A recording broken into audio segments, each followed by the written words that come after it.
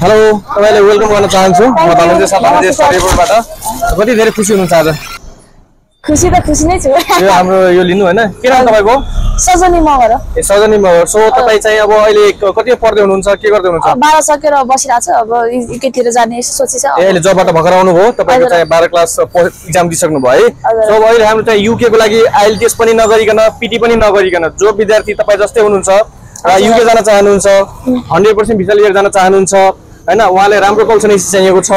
यो सबै गाइडेन्स र करियर काउन्सिलिङ हामी गरिदिन्छौं सो तपाई कहाँ बस्नुहुन्छ म यहाँ जलाखेलमा बस्छु पुचोक जलाखेलमा पुचोक जलाखेलमा बस्नुहुन्छ सो तपाई चाहिँ युके किन जान चाहनुहुन्छ अब अभियसली भन्नु पर्दा युके मै राम्रो हुन्छ नेपाल भन्दा त्यही गर्न जाने मलाई पनि युके राम्रो हुन्छ मलाई राम्रो हुन्छ त्यही भएर तपाई युके जान चाहनुहुन्छ त्यस्तै अब भन्नु न जब पनि राम्रो पाइन्छ नि जब पनि राम्रो पाउँछ सो तपाईको जीपीए कति जति आउला ए समथिङ ए ग्रेड नै आउँछ सो तपाईहरु पनि अब युके जान चाहनुहुन्छ उहाँ जस्तै प्लस 2 गर्नु भएको छ भने आईएलटीएस पीटी नगरिकन हामी युके को लागि एप्लाई गरिदिन्छौं सो तपाईको अब रिजल्ट पनि आउँछ हैन सो हाम्रो कलसनीले बागबजारको पीके क्याम्पस निर छ सो अब कहिलेबाट हाम्रो कलसनी भिजिट गर्न आउनुहुन्छ